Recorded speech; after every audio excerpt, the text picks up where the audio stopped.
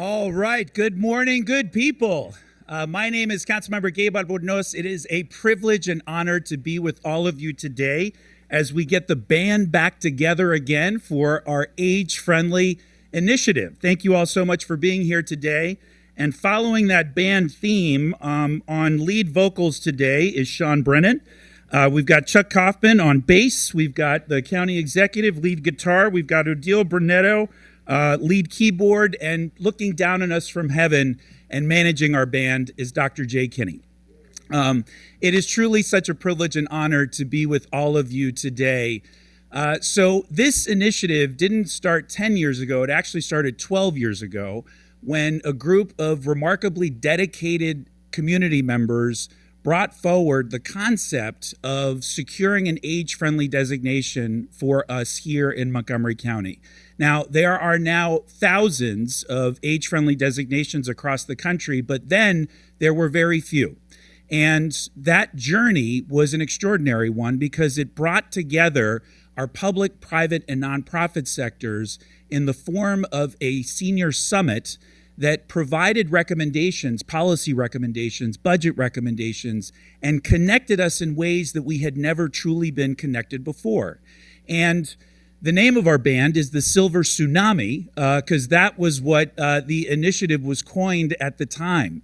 And what we have learned since then is how important these initiatives are, both the journey as well as the designation itself. And who could have known that we would have gone through a global pandemic that so disproportionately impacted our aging community, that we sadly are now going through a second presidential administration whose policies at the national level are disproportionately impacting our aging population. And it just underscores why it's so important for us to establish initiatives like this here in Montgomery County. I was proud 12 years ago to have been on the ground level and have had a small role in the development of this initiative, but it has truly made an impact on every single one of us. And I was taught at a very early age that the mark of a strong culture in a community is how we treat our elders. And we are so fortunate here in Montgomery County to have such a strong and vibrant senior community who continues to contribute to this community in every way imaginable. I now want to introduce our county executive, Mark Elrich. So I'm really happy to be here, and I remember the early discussions, and it actually took work. You had to actually change things and do things that made you an age-friendly community. And that was an important step for us, and I think that's why there's 2 years between the discussion to when we actually launch. And this is an anniversary of 10 years of actual existence, and I think it's really important. I'm one of these aging seniors. I turned 76 this weekend, so I can relate. And I want to age in place.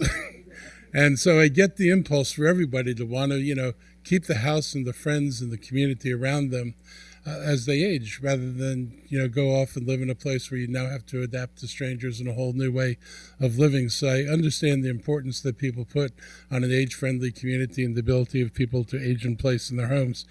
I also know that the growth of the villages has also been rather astounding. I mean, they started out and they were really small at first, but they've taken off, and the villages play a big role in the community. A lot of people take advantage of them, and there are a lot of volunteers who are willing to go out there and make their time available.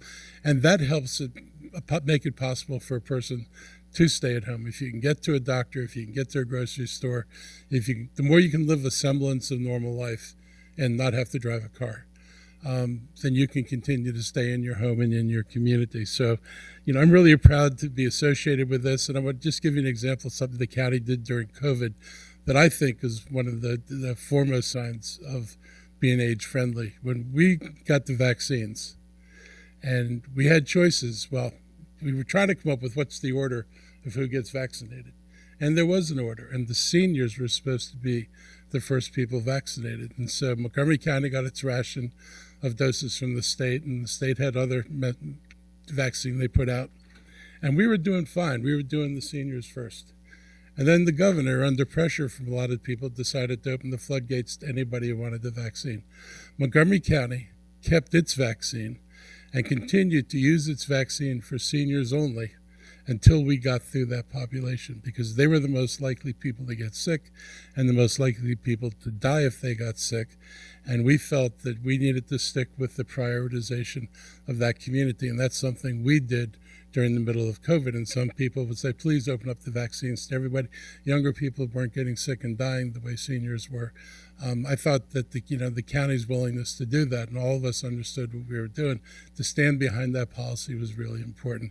So I'm glad to celebrate this, and I just want you to know we've done tangible things, not always easy choices, to make sure we are an age-friendly community. Thank you.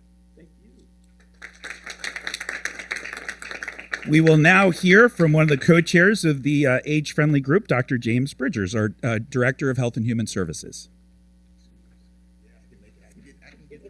Good morning, everyone. I'm going to ask Sean Brennan and Dr. Patrice McGee to join me, as well as my co-chair on the age-friendly Montgomery Committee, Adrian Culliter.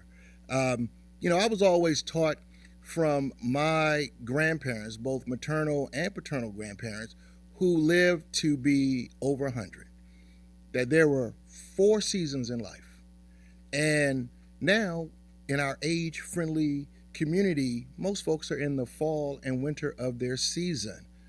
But there is hope. There's always hope in Montgomery County because we have great work. We do great work, both nationally and internationally. And so my remarks this morning are mostly acknowledgments and thank you to those who have gone before me, starting with Councilmember Albornoz. Thank you for all the work that you did in laying the groundwork for this particular initiative. 10 years is a long time to have something flourish.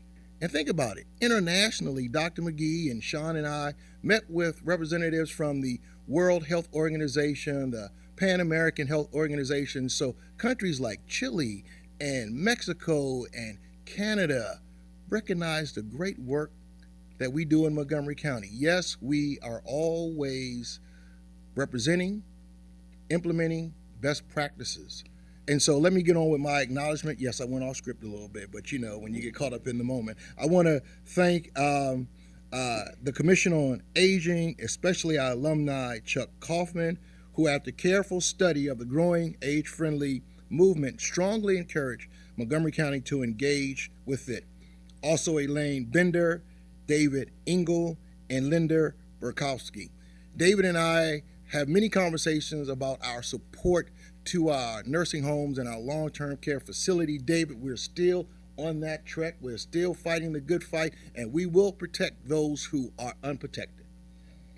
We also are joined by Mitzi Herrera, whose dogged pursuit of grant funding, because we need the money, helped connect older adults to technology. As our county executive stated during his remarks, we actually bridged the digital divide during COVID, where folks were able to get services that they didn't think were available.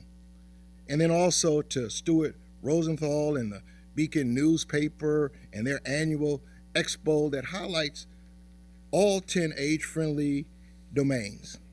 There you go. See, partnership. And so I have one ask.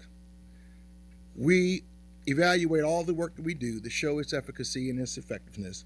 There is an age-friendly community survey that's going on right now. When you have the opportunity, notice I said when, not if.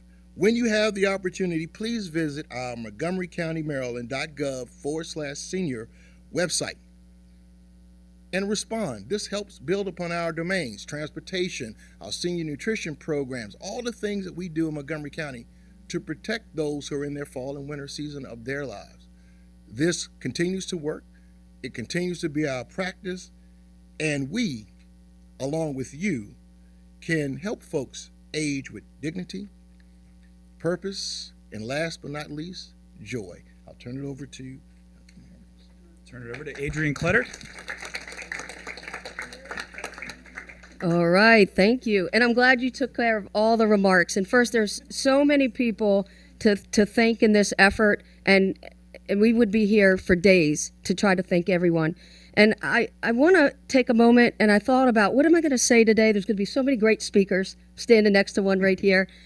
And I thought about, what does age-friendly mean to me as I start to get older and think about, wow, I want Montgomery County to be the place that I, want to retire and grow older and feel safe and feel welcome. Well, it means to me, it means a supportive community. And I started thinking about what that looks like. And the stories just flooded in. The stories of neighbor helping neighbor, helping somebody with the groceries or get to the doctors and the villages.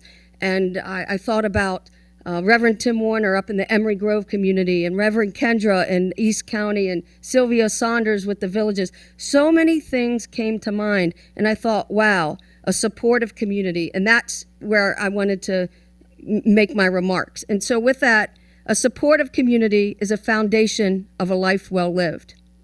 And perhaps most importantly, a supportive community inspires interdependence, not just independence. It's not about being alone, but it's about receiving support across generations. Neighbors help neighbors. Friendships grow between young and old, encouraging a sense of purpose and meaning for all.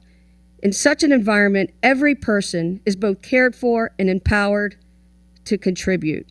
Engagement is at the heart of a supportive community. It offers opportunities for people to stay involved, to share their knowledge, to make a difference. A supportive community is where older adults find recognition for a lifetime.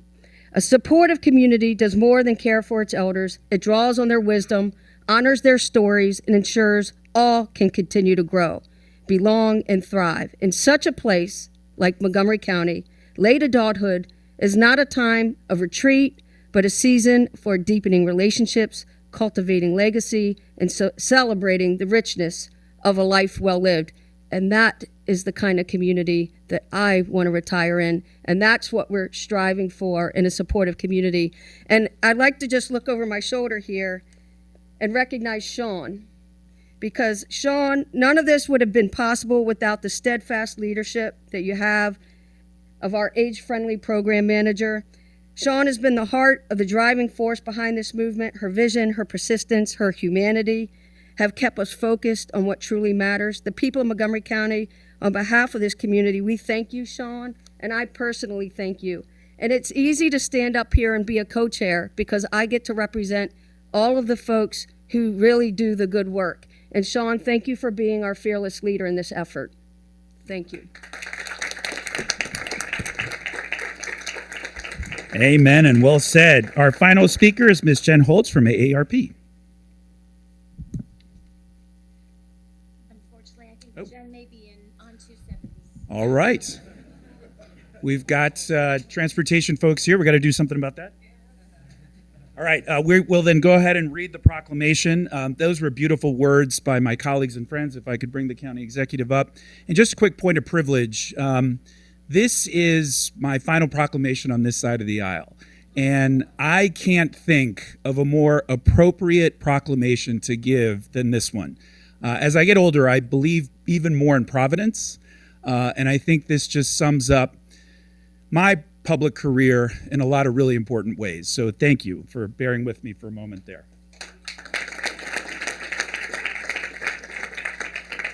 All right.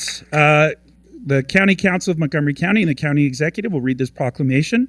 Whereas Montgomery County proudly celebrates the 10th anniversary of its age-friendly community initiative. And whereas in December 2015, Montgomery County joined the World Health Organization's global network of age-friendly cities and communities, a global network which now includes 1,739 cities and communities across 57 countries, representing more than 370 million people worldwide.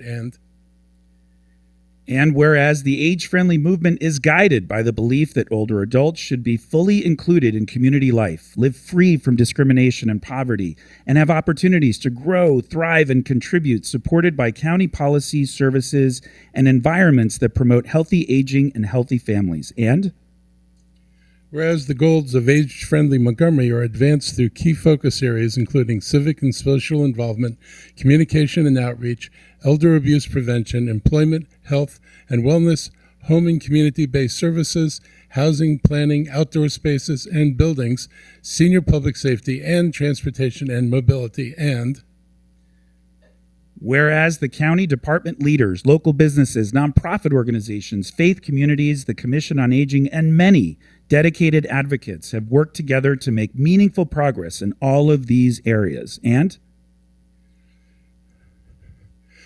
whereas residents aged 60 and older now make up about 22% of Montgomery County's population, and the number of residents 60 and over is projected to grow by 28% by 2045, compared to a 7.6 growth in the under 60 population. And whereas we encourage all county residents over 55 to take part in the age-friendly Montgomery County Needs Assessment Survey to help us identify areas for improvement and shape future strategies and programs, thereby building a stronger, more inclusive community for everyone.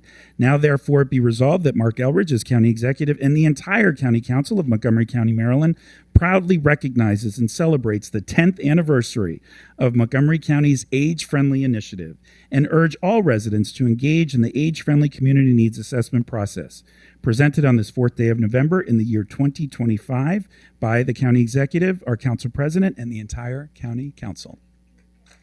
All right.